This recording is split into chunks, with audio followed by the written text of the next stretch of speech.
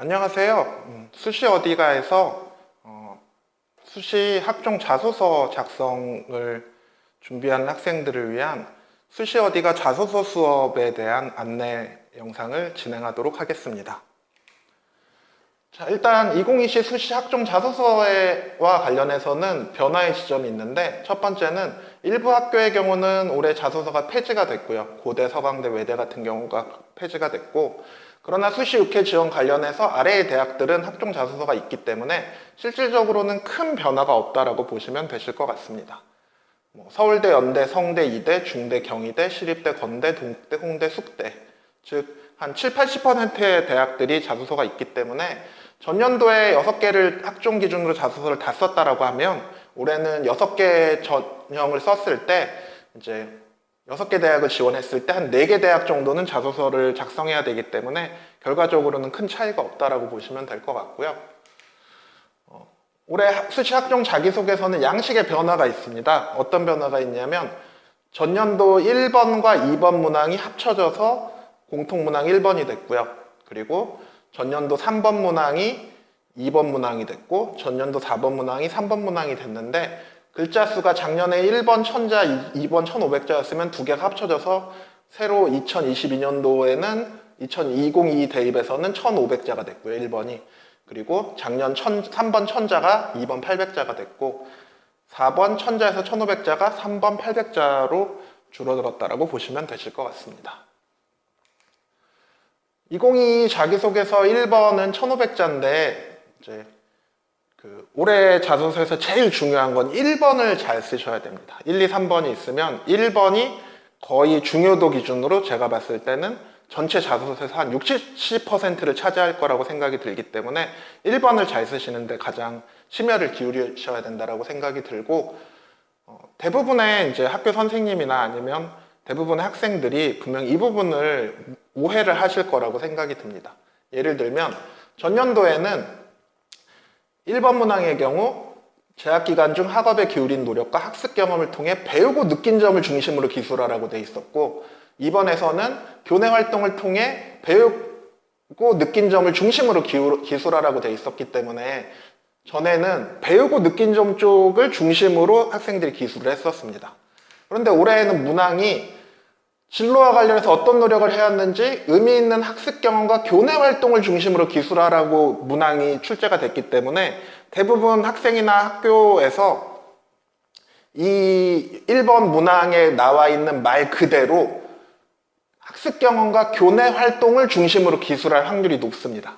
그런데 대학에서는 교내 활동과 학습 경험이 궁금한 게 아니고요. 뭐가 궁금한 거냐면 그런 학습 경험과 교내 활동을 통해 내가 얼마만큼 성장을 했고 내가 얼마만큼의 인사이트를 가지고 있는지, 즉 내가 대학에서 얼마나 공부를 잘할 수 있는 능력을 갖추고 있는지를 에피소드로 보여주셔야 되는데 이제 그 부분을 제가 보기에는 올해 많은 사람들이 실수를 할 거라고 생각이 들고 이 겉으로 보이는 의미가 아닌 이 문항이 출제된 행간을 중심으로 자소서를 작성하셔야지 합격하실 수 있을 거라고 단언할 수 있습니다. 자, 2번의 경우는 타인과 공동체를 위해 노력한 경험과 이를 통해 배운 점을 기술하라고 되어 있는데 약 800자 이내고요. 전년도에는 배려, 나눔, 협력, 갈등 관리 사례를 쓰시는 케이스였는데 전체적인 것 기준으로 전년도 3번과 2022의 2번은 큰 차이는 없을 거라고 생각이 듭니다. 그리고 마지막 자율문항, 대학별로 지원 동기, 진로 계획 등의 자율문항 한 개를 추가해서 활용하는 내용은 서울대는 독서를 2권 쓰게 돼 있고요. 연대는 학과 관련 지원 동기와 준비해온 과정, 성균관대는 성균관대인 이유와 학과 지원 동기 및 준비해온 과정, 진로 계획 등.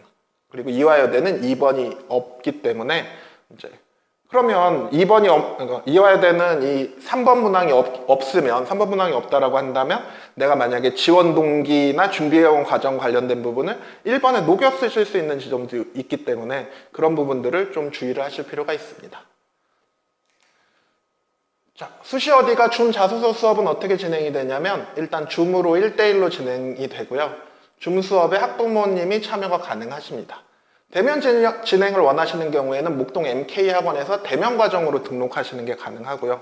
서울이나 수도권 지역은 목동까지 오실 수 있으니까 그러면 이 수시 어디가 과정이 기존에는 목동 MK학원에서 진행되는 오프라인 과정을 이제 지방 학생들의 경우는 그 서울까지 오시기 좀 힘들기 때문에 유튜브와 온라인, 그러니까 줌이 시작됐기 때문에 줌을 활용해서 지방 학생들에게 좋은 자소서를 컨설팅 해드릴 수 있는 기회를 제공한다라고 보시면 되실 것 같습니다.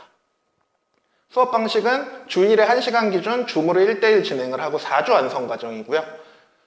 그리고 4주 동안 자소서를 완성한 다음에 추후 최종 마무리가 필요한 경우에는 이메일 및 전화로 최종 마무리까지 진행한다라고 보시면 되십니다.